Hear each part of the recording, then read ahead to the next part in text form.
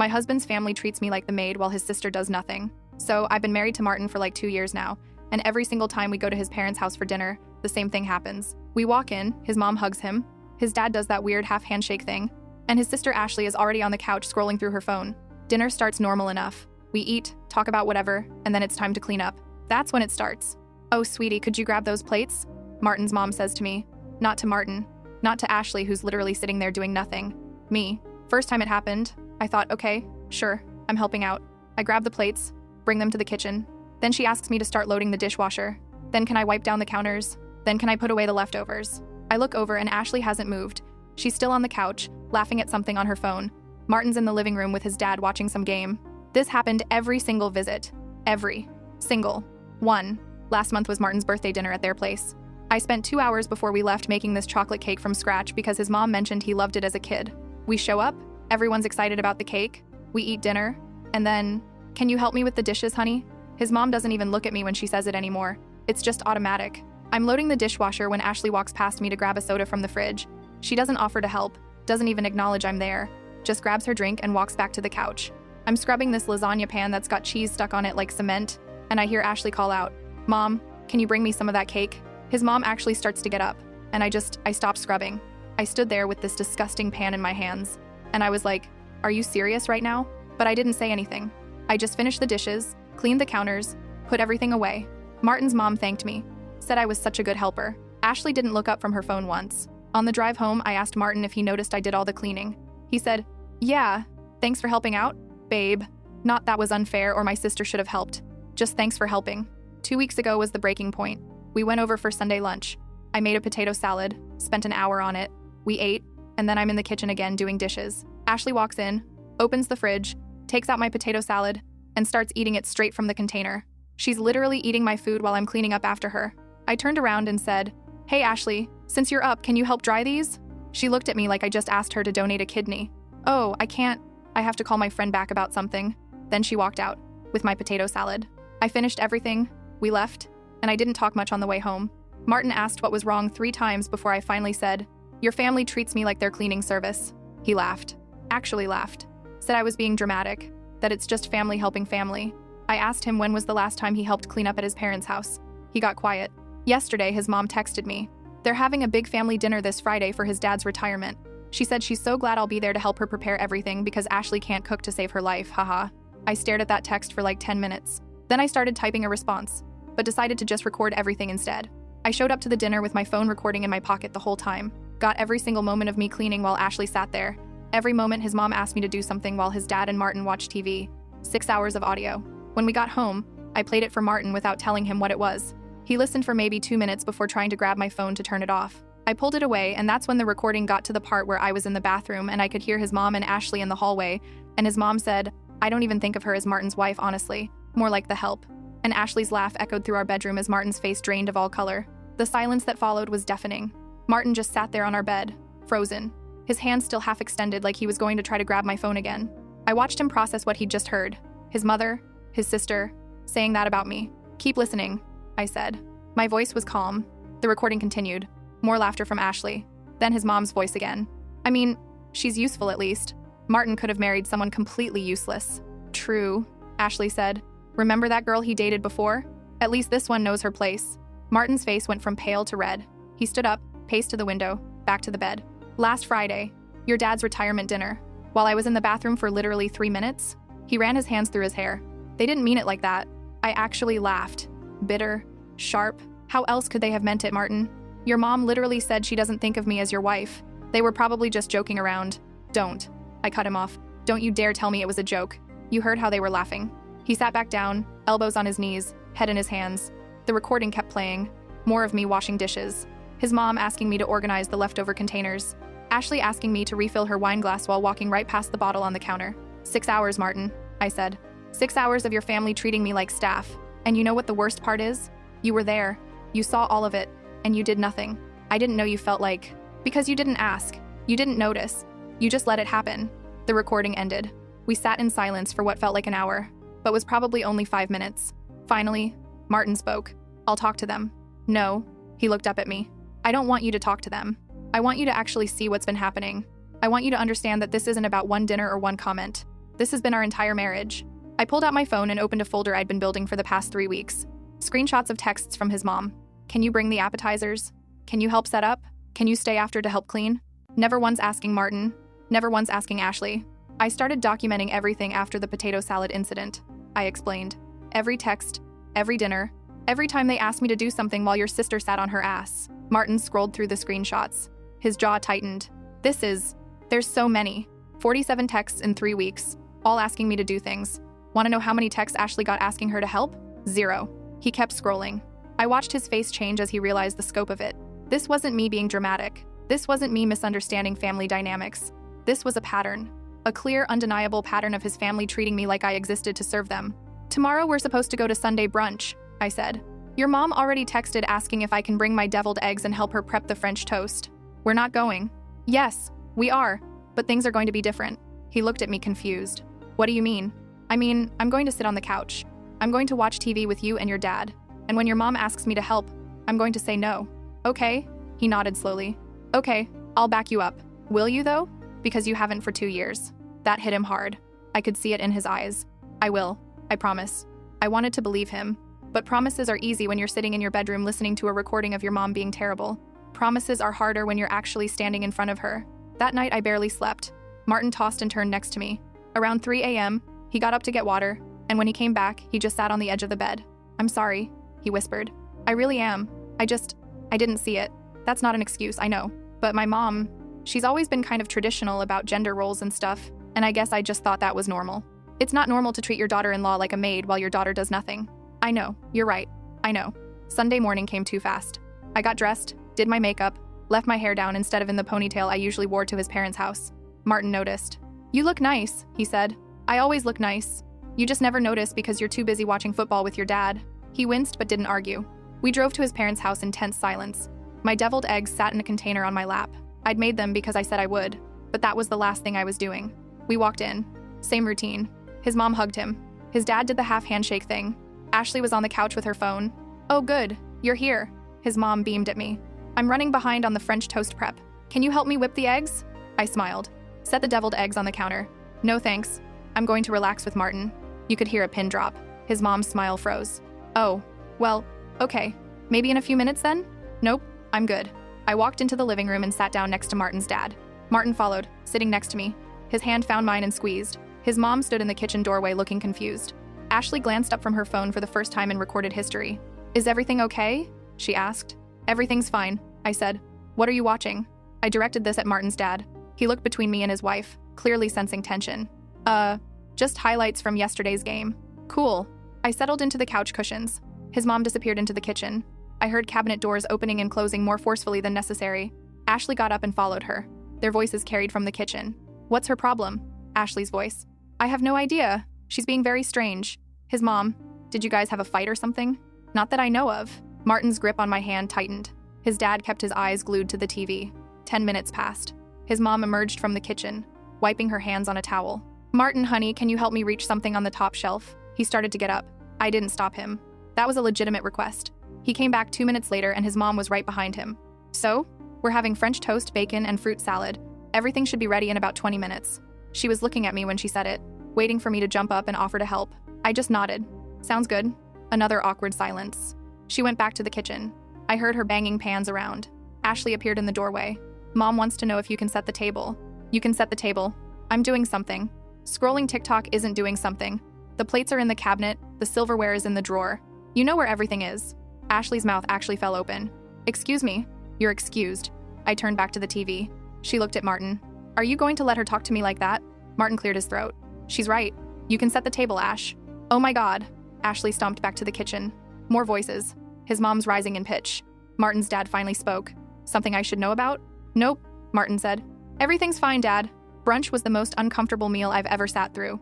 The table was set haphazardly, forks on the wrong side, napkins forgotten entirely. Ashley had done the bare minimum. His mom kept shooting me looks. His dad kept his head down and focused on his food. When we finished, his mom started collecting plates. Out of pure habit, I almost stood up to help. Then I caught myself, sat back down. Martin, can you and your father bring these to the kitchen? She asked. Martin stood immediately. Sure, Mom. He grabbed his plate, mine, and his dad's. His dad followed with the serving dishes. That left me, his mom, and Ashley at the table. "So," his mom said, voice tight, "are you feeling all right? You seem off today." "I feel great, actually. It's just that you're usually so helpful. And today you haven't what? Haven't cleaned your kitchen? Haven't waited on everyone? Haven't acted like your maid?" Her face flushed. "That's not fair. I've never treated you like a maid." "Really? Because I have a recording that says otherwise." Ashley's head snapped up from her phone. "What recording?" "From last Friday. The retirement dinner. When I was in the bathroom and you two were in the hallway talking about how I'm the help and how I know my place." His mom's face went white. Ashley's went red. "You were recording us?" "The whole dinner. Every single time your mom asked me to do something. Every single time you ignored me while I cleaned up after you. All 6 hours." "That's crazy," Ashley said. "That's actually psychotic. What's psychotic is treating your brother's wife like a servant for 2 years while you sit on your phone doing nothing." Martin appeared in the doorway. His dad was behind him. They'd clearly heard everything. His mom found her voice. "We were joking.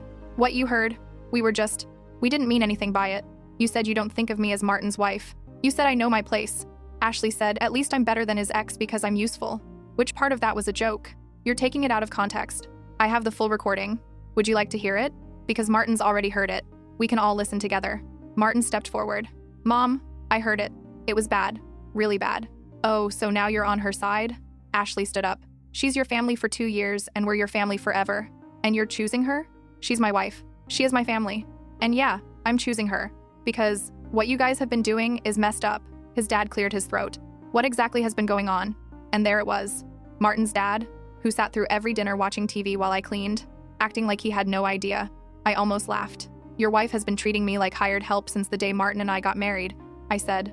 "She only asks me to clean, to cook, to serve. Never Martin, never Ashley. Just me. And you've all just let it happen." "Now wait a minute," his dad started. "No, I'm done waiting. I'm done being quiet. I'm done pretending this is normal. It's not normal. It's disrespectful. And I'm not doing it anymore." I stood up, grabbed my purse. "Martin, I'm leaving. You can stay if you want, but I'm done with this brunch." He didn't hesitate. "I'm coming with you." We walked out together. Behind us, I heard his mom calling after him. "Martin, don't be ridiculous. Come back here and talk about this like adults." He didn't turn around. We got in the car and he just sat there, gripping the steering wheel.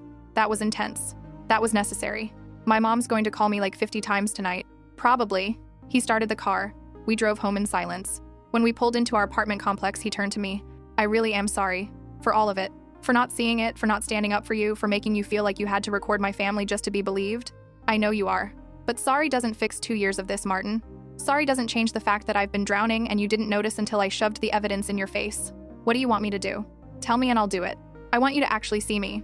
Not as someone who helps your family. Not as someone who makes things easier for you. As your wife. Your partner. Your equal. You are my equal. Then start treating me like it. And start expecting your family to treat me like it too." We went inside. Martin's phone started ringing within 10 minutes. His mom. He declined the call. She called back. He declined again. Then came the texts. "We need to talk about what happened. I can't believe you walked out like that. Your father is very upset. Call me back immediately." He showed me the messages. "What should I say?" "Whatever you want. But if you apologize for standing up for me, we're going to have a much bigger problem." He typed out a response. Showed it to me before sending. "What happened today needed to happen. We'll talk when everyone has calmed down. But I'm not going to apologize for defending my wife." He hit send. 3 dots appeared immediately. Then stopped. Then appeared again. Finally, a response. "Fine. But this conversation isn't over." "I know it's not," Martin said. "My family is going to push back hard on this." "Let them push." That week was hell. His mom called every day. He didn't answer. She started texting me directly. Long paragraphs about how she was hurt, how she'd always tried to include me, how she didn't understand why I was being so hostile. I didn't respond. Ashley sent me a friend request on Facebook, which was weird because we'd never been Facebook friends. I ignored it. Then she DM'd me on Instagram. "I think we got off on the wrong foot. Want to grab coffee and talk?" I screenshotted it and sent it to Martin. "Your sister wants to get coffee. Do you want to go?" "Hell no. This is damage control. She doesn't actually want to talk to me." Thursday night, Martin's dad called. Martin put it on speaker. "Son, your mother is really torn up about this. Maybe you two overreacted a bit." "Dad, did you listen to anything I said on Sunday? They were calling her the help, making fun of her, while she cleaned up after everyone. Well, your mother has always run a traditional household. Traditional doesn't mean disrespectful. And it definitely doesn't mean my wife does all the work while Ashley does nothing. Ashley has her own life, her own things going on. So does my wife. She works full-time. She does everything around our apartment. And then she goes to your house and gets treated like a servant. How is that fair?" His dad was quiet for a moment. "I didn't realize it had gotten this bad. It's been bad for 2 years. We just hid it well. What do you want us to do?" Martin looked at me. I shook my head. This had to come from him. I want you to treat my wife with respect. I want Mom to stop only asking her to help with things. I want Ashley to actually contribute when we're all together. And I want an apology for what was said last Friday. An apology? Yes. His dad sighed. You know how she is.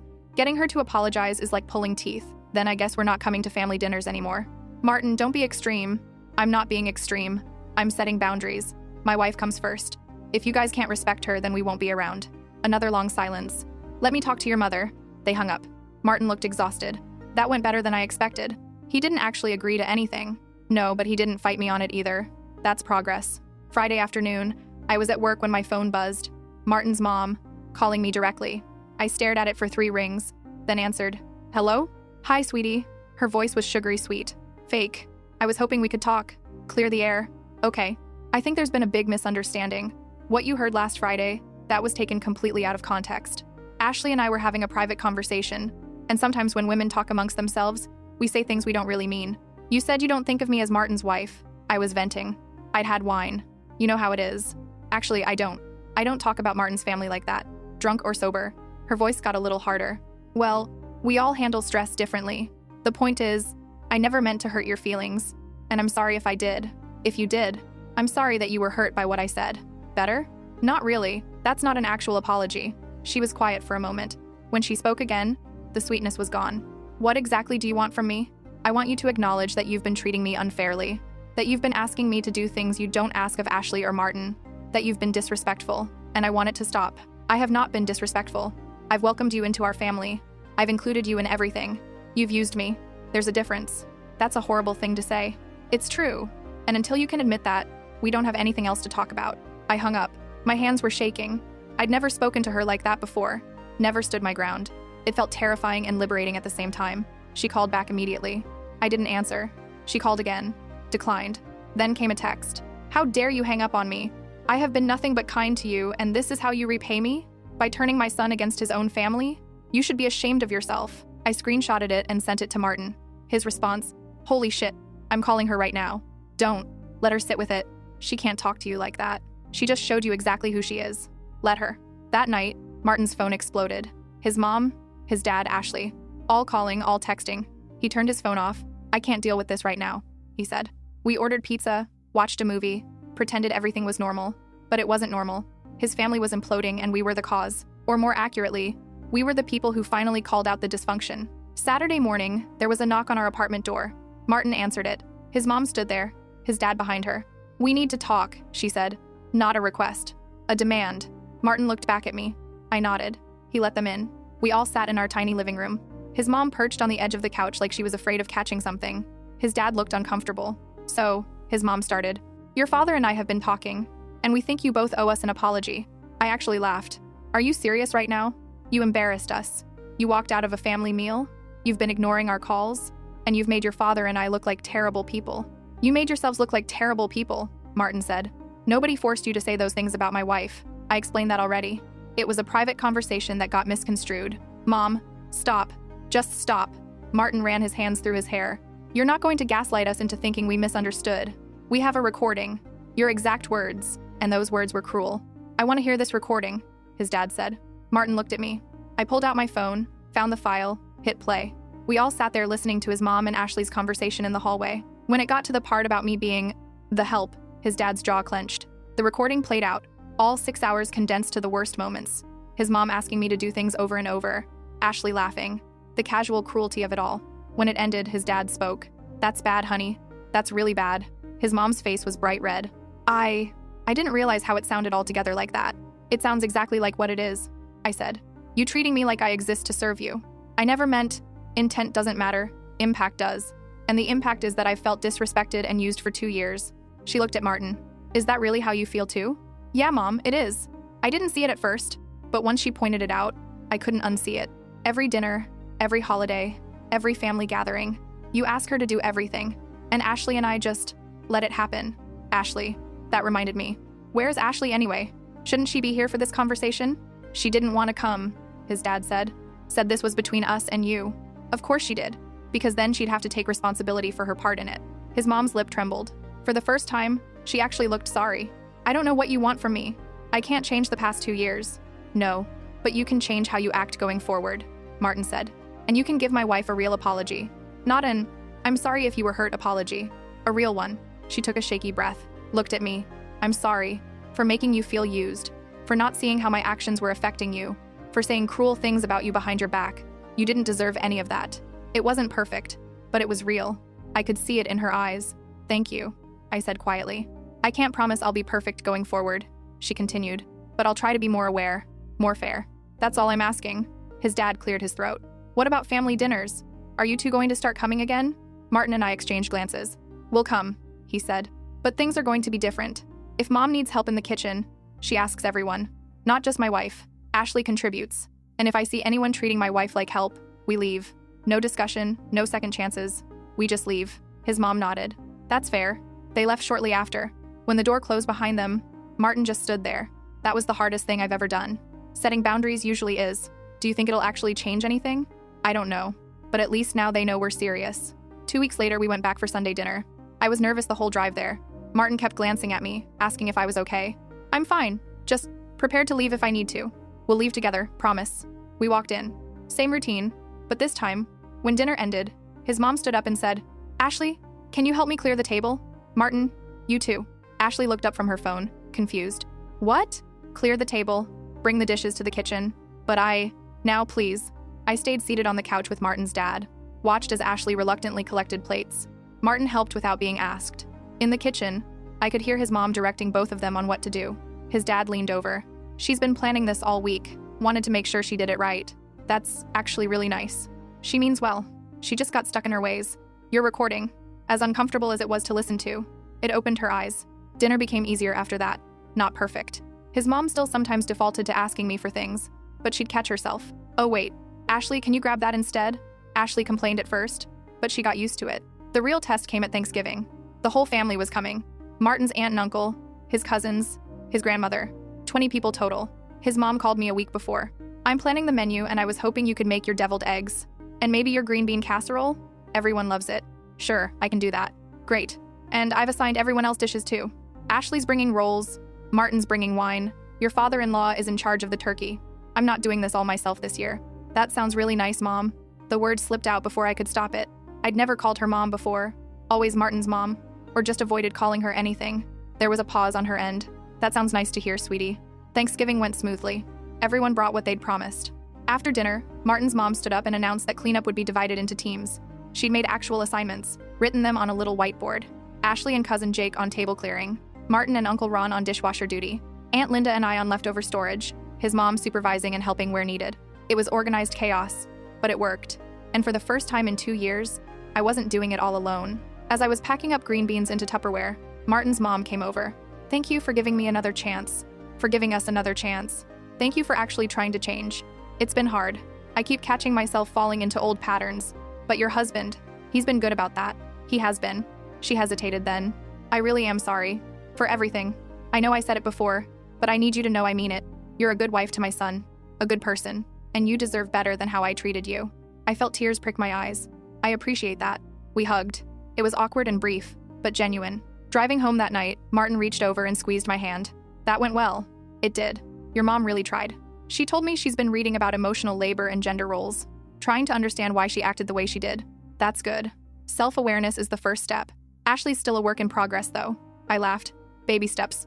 December came, then January. The changes stuck. His mom wasn't perfect, but she tried. Ashley contributed more, though she complained about it. Martin stayed vigilant, calling out any slips. We hosted New Year's at our apartment. Small gathering. Just his parents and Ashley. His mom brought champagne and appetizers.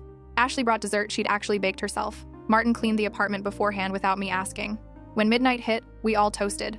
To new beginnings, to family, to doing better, to respect, I added. They all raised their glasses. To respect. It wasn't a fairy tale ending. Families are messy, complicated, but it was real. It was honest. And for the first time since marrying Martin, I felt like I actually belonged in his family. Not as the help, not as an outsider, but as someone who mattered, someone who deserved to be treated with basic human dignity. And that was enough. Update 1. 3 months later, things were good for a while.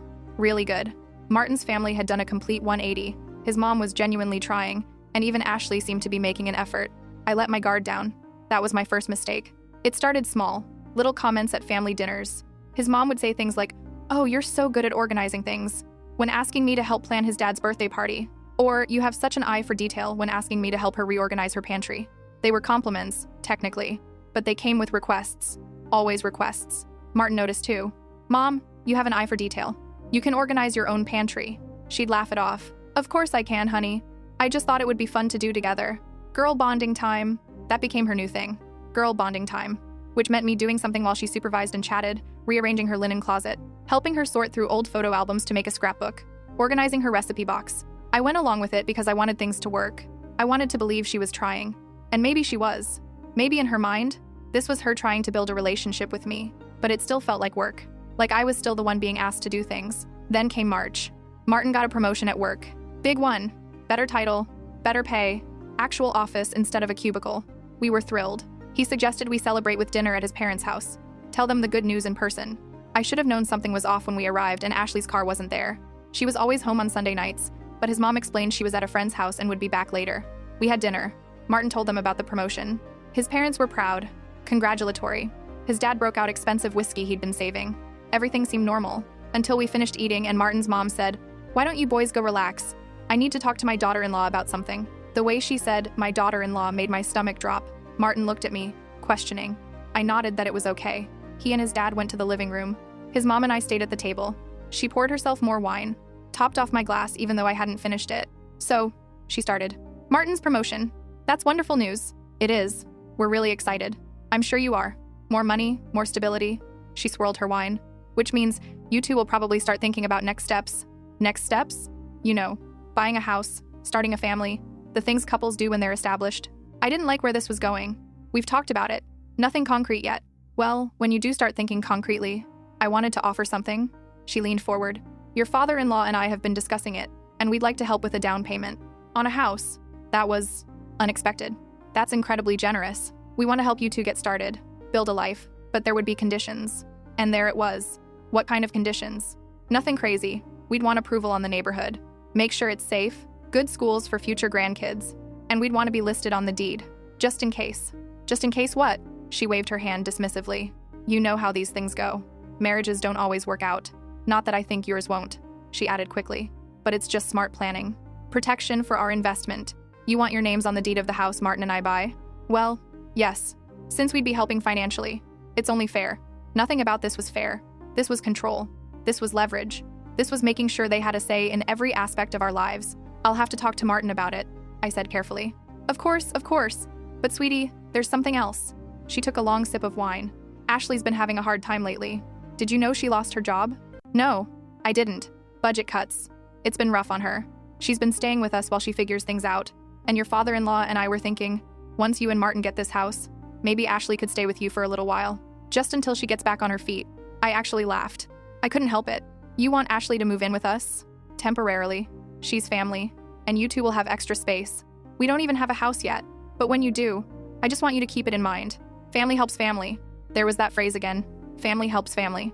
The same phrase Martin had used 2 years ago when dismissing my complaints about doing all the cleaning. I stood up. "I need to use the bathroom." I locked myself in their guest bathroom and texted Martin. "Your mom just offered us money for a house with strings attached. And wants Ashley to move in with us. We need to leave. Now." He responded immediately. "What? I'm coming to get you." There was a knock on the bathroom door. His mom. "Sweetie, you okay in there?" "Fine. Just need a minute. Take your time. I'll make us some coffee." I heard her footsteps retreat, splashed cold water on my face. When I came out, Martin was standing in the hallway. "What did she say to you?" he asked quietly. "I'll tell you in the car. Can we please just go?" We made our excuses. Work in the morning, early meeting, need to prep. His mom looked disappointed but didn't push. She hugged me extra long at the door. "Think about what we discussed," she whispered. In the car, I told Martin everything. The house offer, the deed condition, Ashley moving in with us. He got more tense with each detail. "She's unbelievable," he finally said. "She's trying to control us. The money, the deed, your sister living with us. It's all about control. We're not taking the money." "I know. And Ashley is definitely not living with us." "I know that too." He was quiet for a long moment. I really thought she'd changed. I really thought we'd gotten through to her. Maybe she did change. Maybe this is her changed. Still controlling. Just more subtle about it. When we got home, Martin called his mom. Put her on speaker.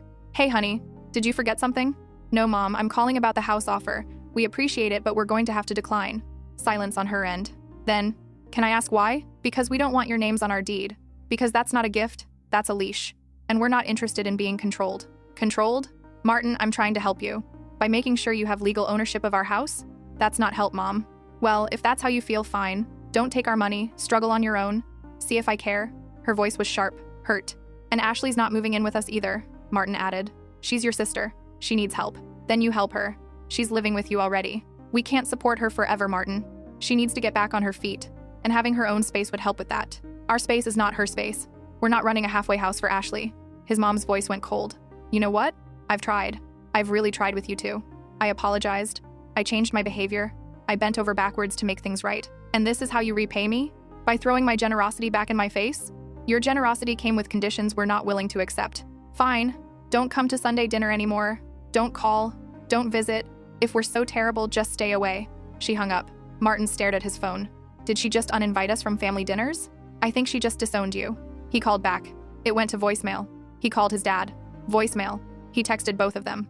No response. 3 days passed. Silence from his parents. Ashley posted cryptic Facebook statuses about fake family members and ungrateful people. Martin's aunt called him asking what happened, saying his mom was devastated. She's telling people we rejected her help and cut her off, Martin said after getting off the phone with his aunt. She's rewriting history. She's turning the family against us. His cousin messaged me on Instagram. Hey, I heard about the fight with Martin's parents. That's rough, but I'm sure if you just apologize and accept their help, things will blow over. I didn't respond. There was nothing to say that wouldn't make things worse. A week later, Martin's grandmother called. She was 92 and brutally honest. Your mother says you're being ungrateful, she told Martin. But I know my daughter. What did she really offer you? Martin explained the whole situation. The deed condition, Ashley moving in, all of it. His grandmother was quiet for a moment. That sounds like Barbara, she finally said. She's always needed to be in control. Drove your grandfather crazy when he was alive. He used to say she'd give you a gift and then tell you exactly how to use it. So what do I do, Grandma? You stand your ground. You're a grown man with a wife. Your mother doesn't get to run your life anymore. It'll be hard. She'll make it hard. But it's necessary. She's already turned half the family against us. Let her. The people who matter will see through it. And the ones who don't, they're not worth your time anyway. We took her advice. Stopped reaching out to Martin's parents. Stopped trying to explain ourselves to extended family. Just focused on our own lives. Martin threw himself into his new position at work. I picked up extra hours at my job. We started seriously looking at houses, running the numbers, figuring out what we could afford on our own. It was tighter than it would have been with his parents' help. We couldn't afford the neighborhoods they would have approved of, but we could afford something. A small starter home on the edge of town. 3 bedrooms, outdated kitchen, but good bones. We put in an offer. It got accepted. Martin called his parents to tell them. It was the first contact in almost a month. His mom answered on the 4th ring. Martin. Hi, Mom. I wanted to let you know we bought a house. Oh, how nice. I'm sure it's lovely. Her voice was ice. Polite, distant, cold. It is. We close in 3 weeks. I thought you might want to know. Well, thank you for telling me. Is there anything else? I was hoping we could talk. About everything. I don't think there's anything to talk about, honey. You made your choices. You chose your wife over your family. Mom, that's not... I need to go. I have company coming over. Congratulations on the house. She hung up. Martin sat there holding his phone, looking defeated. She's never going to forgive us, is she? He said. I don't know. Maybe not. I just wanted to tell her we did it. We're buying a house. We're making it work. I wanted her to be proud. I'm proud of you. That has to count for something. It did, but it wasn't the same. We moved into our house in April. It was a DIY nightmare. The previous owners had painted every room a different shade of beige and installed the worst light fixtures known to man, but it was ours. Martin's dad showed up the second day we were there, unannounced. Just appeared at the door with a toolbox. Heard you might need some help, he said. Martin looked shocked. Dad, Yeah, we do. They spent the afternoon fixing a leaky faucet and installing new ceiling fans. I made sandwiches. His dad didn't mention his mom or the fight, just worked quietly alongside Martin, the way they used to when Martin was a kid helping with projects. When he was getting ready to leave, he pulled Martin aside. I heard them talking on the front porch. Your mother's being stubborn, his dad said. She's hurt, feels rejected. We didn't reject her. We rejected her controlling behavior. I know, son. I know. And between you and me, you did the right thing. But she's my wife. I have to support her, at least publicly. So what, you're here in secret? I'm here as your father. That doesn't change just because your mother's upset. But I can't go against her openly. You understand? Not really, but I appreciate you being here. His dad left. Didn't come back after that. But he'd text Martin occasionally. How's the house? Did you fix that electrical issue? Small things. Keeping a connection. His mom stayed silent. Ashley kept posting passive-aggressive social media updates. The extended family slowly divided into camps. Some understood our side. Others thought we were being ungrateful and difficult. Memorial Day came. Traditionally, we'd spend it at his parents' house for a barbecue. This year, we had our own barbecue. Just the two of us. Burgers on our new grill in our new backyard. It felt lonely, but also peaceful. Think we'll ever fix this? Martin asked, flipping a burger. Maybe, but it can't be fixed by us giving in. It has to be fixed by her respecting our boundaries. What if she never does? Then we have our answer about what kind of relationship she wants with us. June brought the first crack in his mother's armor. Martin's birthday, she called him. Happy birthday, honey. Thanks, Mom. Are you doing anything special? We're going to dinner. That Italian place downtown. Oh, that's nice. Pause. Your father and I were hoping you might come by. I made your favorite cake. Martin looked at me. I shrugged. It was his choice. I don't think that's a good idea, Mom. It's your birthday. I'm your mother. Can't we put all this aside for one day? Putting it aside isn't the same as fixing it. So you're just going to avoid us forever? That's your solution? I'm avoiding being controlled. There's a difference. She was quiet for a long time. I wasn't trying to control you. Then what were you trying to do with the house offer? With Ashley moving in? I was trying to help my children. Both of them. By making sure you had legal ownership of our home? By dumping Ashley's problems on us? When you put it like that, it sounds terrible. Because it was terrible, Mom. More silence. Then quietly, I miss you. Those 3 words did more damage than anything else she'd said. Martin's eyes got wet. I miss you too. Can't we find a way past this? We can. But it has to involve you respecting our decisions, our boundaries, our marriage. I do respect your marriage. Then prove it. Stop trying to control us. Stop manipulating situations. Just let us live our lives. Okay. Her voice was small. Okay, I'll try. That's all I'm asking. They talked for another 20 minutes. She told him about their neighbor's new dog, about his dad's garden, about mundane things, normal things. It felt like a thaw. When he hung up, he looked exhausted but hopeful. Think it'll stick? I asked. I don't know, but it's a start. 2 weeks later, his parents invited us to Sunday dinner, an olive branch. We accepted. Walking into that house felt surreal. Same furniture, same smell of whatever candle his mom always burned, but everything felt different. Charged. Ashley was there. She barely looked at us. Dinner was awkward. Conversation was stilted. His mom tried too hard to be cheerful. His dad focused intensely on his food. When it came time to clean up, his mom started clearing plates, then stopped, looked at Ashley. Ashley, can you help me with the dishes? Ashley's head snapped up. What about? She gestured at me. She's our guest. You're my daughter. Help me, please. It was a small thing, but it mattered. Martin caught my eye across the table. We'd won something. Maybe not the war, but this battle. After dinner, his mom asked if we wanted to see the photos she'd been organizing. I started to decline, but Martin squeezed my hand. We followed her to the dining room. She'd made a photo album. Of us. Our wedding, holidays, random family dinners. All arranged chronologically. I started this after our fight, she explained. I wanted to remember the good times. Remind myself why I should try to fix things. I felt tears prick my eyes. It's beautiful. You're in our family, permanently. Whether I like how you do things or not, you're Martin's wife, my daughter-in-law. And I've been a terrible mother-in-law. You weren't always terrible. No, but I was terrible enough. And I'm sorry. Really. Truly sorry. Not for what I said or how you felt, but for what I did. For trying to control you and Martin. For treating you like you existed to serve me. For all of it. This was the apology I'd been waiting for. Real, specific, accountable. Thank you. I managed. We hugged. Long and genuine. When we pulled apart, she was crying too. Can we start over? She asked. Really start over? I'd like that. Things got better after that. Slowly. There were setbacks. Times when his mom fell into old patterns and had to be reminded. Times when Ashley's resentment bubbled over in snide comments. But there was progress too. Real, measurable progress. His mom asked everyone to help with cleanup, not just me. She stopped offering help that came with strings. She respected our boundaries about visiting, about holidays, about our lives. It wasn't perfect. Families never are. But it was genuine. It was honest. And that was enough. Update 2. 7 months after we bought the house, Ashley lost her apartment. She called Martin at 11 p.m. on a Tuesday. I was already asleep, but her voice coming through his phone woke me up. She was crying. Loud, gasping sobs. They're evicting me, she wailed. The landlord said I have 30 days, but I don't have anywhere to go. I could hear Martin's hesitation through the phone. What happened? I thought you had a new job. I did, but they let me go. Budget cuts again. This economy is impossible. I've been applying everywhere, but no one's hiring. I can't afford rent, and I can't stay with mom and dad because they're downsizing to a condo and there's no room. This was news to us. Martin's parents downsizing. They hadn't mentioned it. Have you looked at cheaper apartments? Martin asked. Everything's expensive, and I have bad credit from the last place. No one will rent to me. Martin, I'm desperate. I might have to live in my car. I knew where this was going. I sat up in bed, turned on the lamp, made eye contact with Martin, shook my head firmly.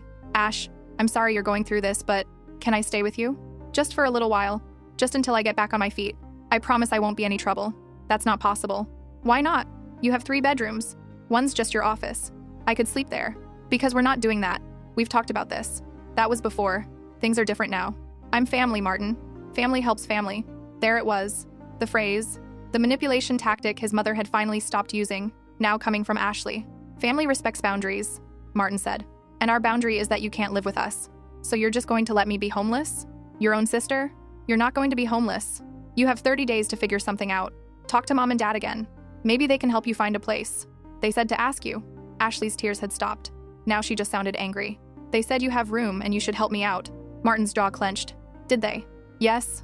Mom said you'd probably say no, but that I should try anyway because you can't be mad at family forever. This had his mother's fingerprints all over it. The downsizing story, the timing, sending Ashley to ask instead of asking herself. It was manipulation wrapped in a family emergency. I'm going to call mom, Martin said. But Ashley, the answer is no. You're an asshole. You know that? Mom was right about her. Meaning me. She's turned you against your own family. Nobody turned me against anyone. I'm making a choice to protect my marriage and my home. Fuck you, Martin. She hung up. He immediately called his mother.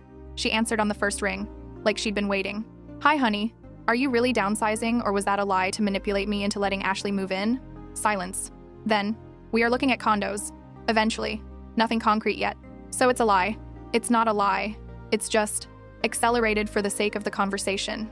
And you told Ashley to ask me, knowing I'd say no, knowing it would cause a fight. I told her she could ask her brother for help when she needs it.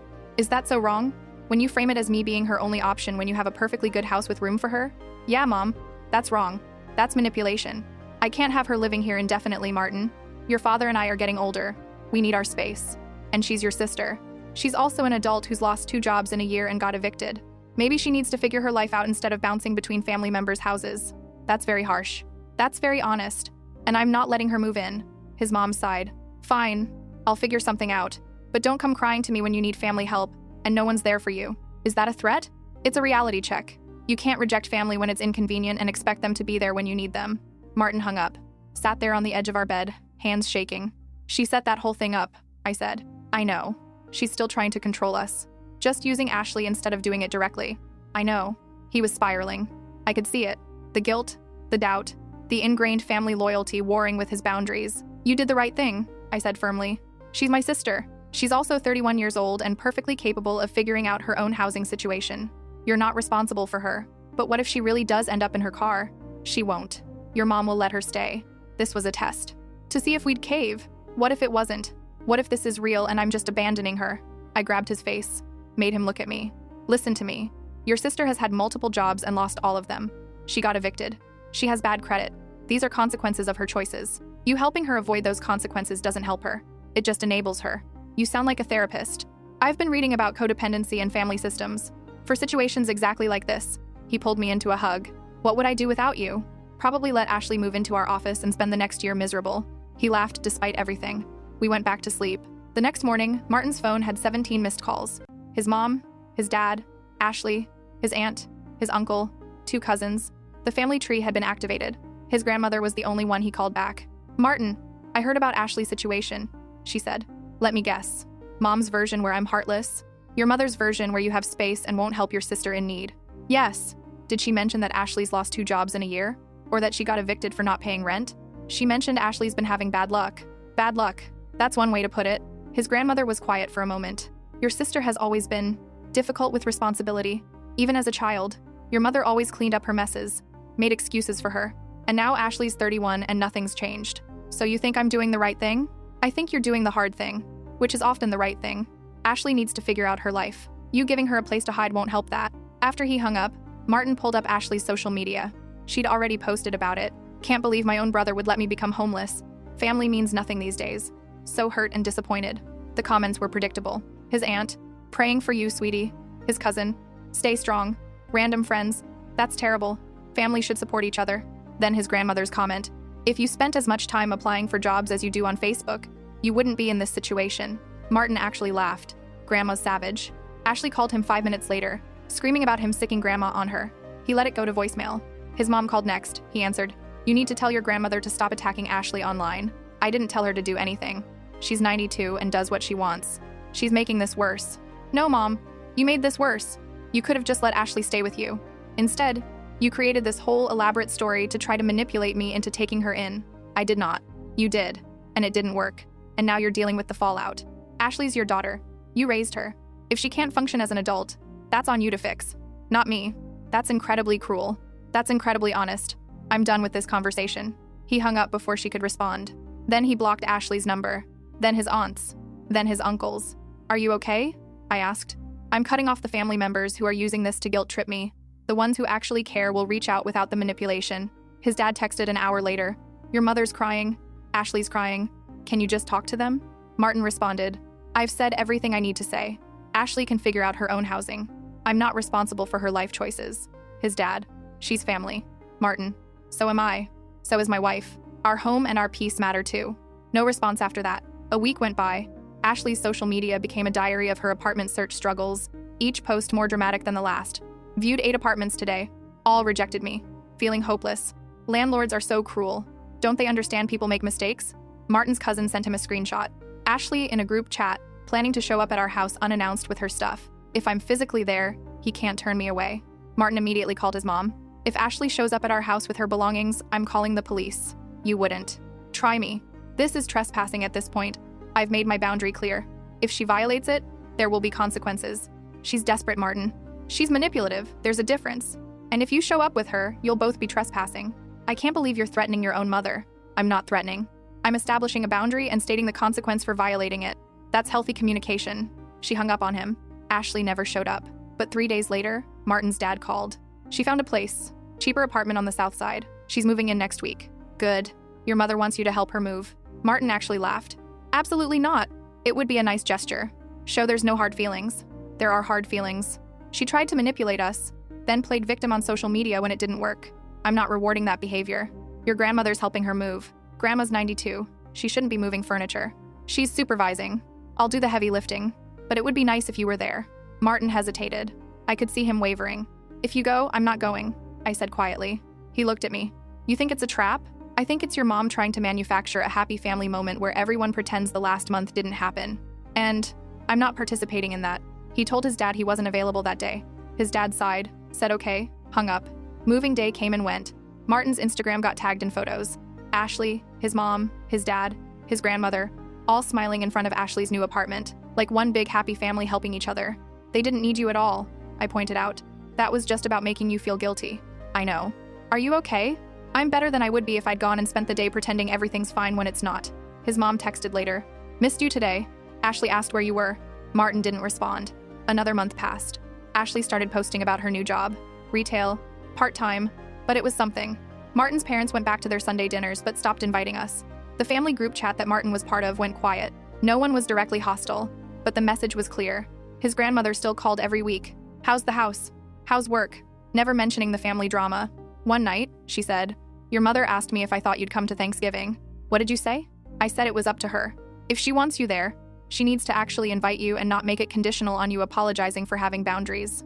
And she said you were the one who needed to reach out first because you're the one who caused all this. Martin laughed bitterly. Of course she did. Do you want to come to Thanksgiving? Do you want the honest answer? Always.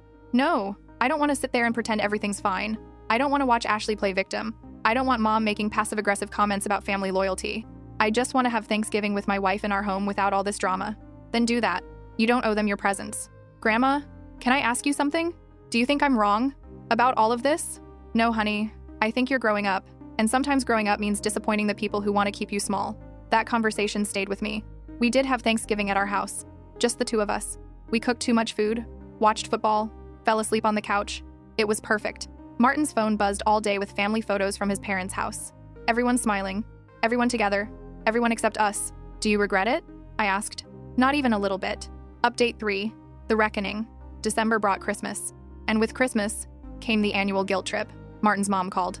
We're doing Christmas Eve at our place like always. You're coming, right? I don't think so, Mom. It's Christmas. You have to come. It's family tradition. Family tradition doesn't erase the last 9 months. How long are you going to punish us for trying to help? I'm not punishing anyone. I'm protecting my marriage and my mental health. Well, your grandmother will be disappointed. She's been asking about you. Low blow. Using his grandmother as leverage. I'll call Grandma. But we're not coming to Christmas Eve. Fine. Be that way. But you're breaking your father's heart. And mine. I hope you're happy. She hung up. Martin did call his grandmother. She answered on the second ring. I heard you're not coming to Christmas, she said. Mom told you? She told everyone. Made quite the production of it. Martin's abandoning the family on Christmas. That's not what's happening. I know that. I'm old, not stupid. You're setting boundaries. Good for you.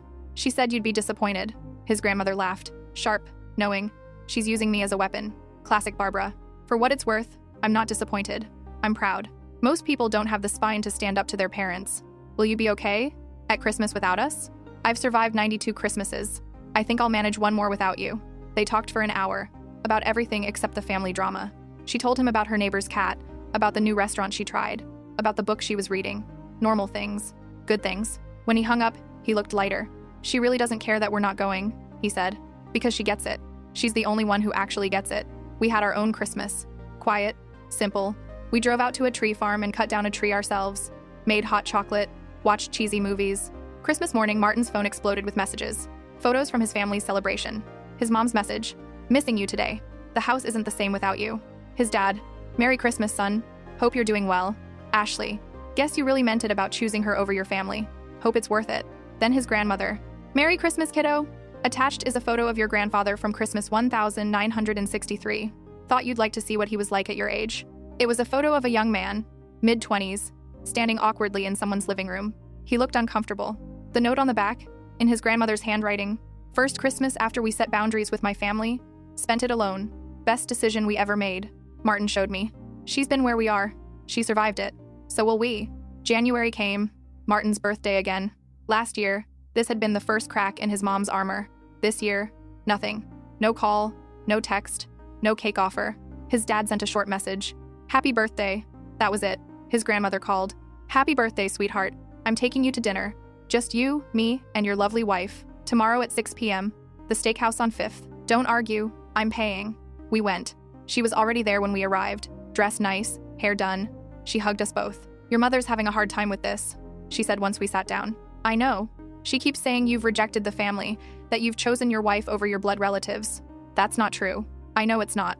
But that's how she's choosing to see it. Because admitting she drove you away means admitting she was wrong. And your mother's never been good at admitting she's wrong. So what do I do? Nothing. You keep living your life. You keep your boundaries. And you let her decide if she values your relationship more than her pride. What if she never decides that? His grandmother shrugged. Then you have your answer about what kind of mother she is. We ate dinner, talked about other things. When the check came, his grandmother pulled out her wallet. My treat. Birthday boy doesn't pay. Grandma, I know I don't have to. I want to. Let an old woman spoil her grandson. In the parking lot, she hugged Martin extra long. Your grandfather would be proud of you, she whispered. He set boundaries with his family too. Spent years being called disloyal, ungrateful, selfish. But he never wavered. And eventually, they either came around or faded away. The ones who mattered stayed. The ones who didn't weren't worth keeping anyway. She died 3 weeks later. Heart attack. Sudden. She was in her garden planting bulbs for spring, and her neighbor found her an hour later. Martin's mom called, crying. She's gone. Mom's gone. The funeral was surreal. The whole family there. Ashley in black, dabbing her eyes dramatically. His mom accepting condolences like a queen holding court. His dad standing stoic beside her. Martin and I sat in the back. Didn't interact with anyone until we had to. When it came time to speak, several people went up. His uncle told stories about growing up with her. His cousin talked about how she taught him to play chess. His mom gave a tearful speech about what an amazing mother she was. Then the funeral director said, Margaret also left specific instructions for anyone else who wishes to speak. Martin stood up, walked to the front. I saw his mom's face tighten. My grandmother was the bravest person I knew, Martin started. Not because she lived to 92, but because she spent those 92 years refusing to pretend things were okay when they weren't. She set boundaries with people she loved. She chose honesty over comfort, and she never apologized for protecting her peace. He looked directly at his mom. She taught me that family isn't about obligation. It's not about tradition or blood or guilt. It's about respect, mutual respect. And if that respect isn't there, then all the holiday dinners and family photos in the world don't mean anything. His mom's face was red. Ashley whispered something to their aunt. She told me once that disappointing people who want to keep you small isn't something to feel bad about. It's something to be proud of. So thank you, Grandma, for teaching me it's okay to disappoint people. It's okay to choose myself. It's okay to say no to family when family isn't treating you right. He sat back down. The room was silent, awkward, electric. After the funeral, there was a reception at his parents' house. We almost didn't go, but Martin said he wanted to, needed to. We walked in, same house, same smell, But everything felt foreign now. His mom cornered him immediately. That speech was incredibly inappropriate. It was honest. It was disrespectful. On the day of my mother's funeral. Grandma would have loved it. How would you know what she would have loved? You barely saw her these past few months. I saw her more than you know. She called me every week. Took me to dinner for my birthday. We talked all the time. His mom's face paled. She what? She stayed in touch. Because she understood what I was doing. She supported it. She was manipulating you. Turning you against. No, Mom. You don't get to rewrite this. She supported me because she'd been through the same thing. With her own family. Grandpa told me before he died. They set boundaries and got ostracized for it. And they survived. They thrived, actually. That's not true. It is. And you know it. You just don't like being compared to the family members they cut off. His mom's lip trembled. I'm your mother. I know, and I love you. But I also have boundaries. And until you can respect them, we can't have a relationship. So that's it? You're choosing some therapist speak boundaries over your own mother? I'm choosing my mental health, my marriage, my life. You're welcome to be part of that life, but only if you can respect me. She slapped him. Right there in the hallway. Hard enough that his head turned.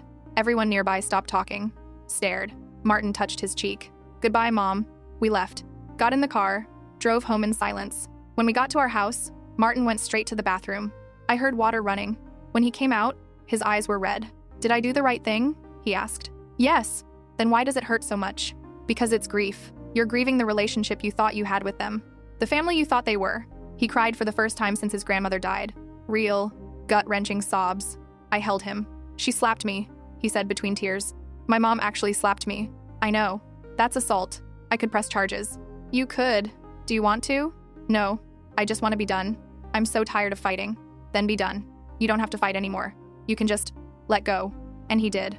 We both did. His mom tried calling for weeks. We didn't answer. She sent letters. We didn't open them. She showed up at our house once. We didn't answer the door. Eventually, the attempt slowed, then stopped. His dad texted once. Your mother misses you. Martin responded. She assaulted me at Grandma's funeral. She needs therapy. Not my phone number. No response to that. Ashley went quiet on social media. No more posts about family loyalty or disappointment. Just pictures of her cat and her new boyfriend. We found out later, through Martin's cousin, that his mom had a breakdown after we cut contact. Spent 2 weeks in a partial hospitalization program for depression and anxiety. Good, Martin said when he heard. Maybe she'll actually work on herself. Does that make you feel guilty? I asked. A little. But mostly it makes me feel free. Like, her mental health isn't my responsibility anymore. If she wants to get better, she will. If she doesn't, that's on her. 6 months later, a letter came. Not from his mom, from his dad. Your mother's been in therapy. Real therapy. Not just talking to her friends. Her therapist wants to do a family session. With you, me, your mom, and Ashley. To work through everything. Would you be willing? Martin showed me. What do you think? I think it depends on what you want. Do you want a relationship with them? I don't know. Part of me does. Part of me likes the peace we have now. Both can be true. He thought about it for a week. Finally sent a response. I'll do 1 session. But I'm bringing my wife. And if mom starts making excuses or playing victim, I'm walking out. The session was scheduled for a Saturday morning. Neutral location. A therapy office across town. We arrived first. Then his dad. Then Ashley looking nervous. Finally his mom, with her therapist. The therapist, a woman named Dr. Chen, laid out ground rules. No interrupting. No name calling. No walking out without communicating why. For the first time in over a year, Martin's mom looked at him directly. I've been horrible to you, she said. To both of you. And I'm sorry. It wasn't perfect, but it was a start. They talked for 2 hours. His mom admitted she'd been controlling, that she'd used family as manipulation, that she'd enabled Ashley and expected Martin to do the same, that she'd been threatened by me because I represented Martin growing up and away from her. Ashley admitted she'd been using family guilt to avoid taking responsibility for her own life, that she'd resented me because I had my act together and she didn't. His dad admitted he'd been passive, that he'd let his wife run roughshod over their kids because it was easier than confronting her, and Martin admitted he'd waited too long to set boundaries, that he'd let resentment build instead of addressing issues early. Dr. Chen made them practice having hard conversations. His mom practiced asking for help without manipulation. Ashley practiced taking accountability. His dad practiced speaking up. It wasn't fixed in 1 session. Dr. Chen recommended monthly sessions for at least a year. This is going to be hard work, she warned. Old patterns are comfortable even when they're toxic. You'll slip. You'll fail. The question is whether you'll keep trying. They did keep trying. Some months were better than others. Some sessions ended in tears and slammed doors.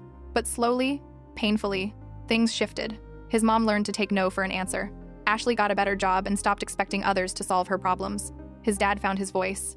And Martin learned to trust them again, a little at a time. We started going to Sunday dinners again. but with new rules. We left when we wanted to. We said no when we needed to. We didn't tolerate manipulation. And they adjusted. They had to.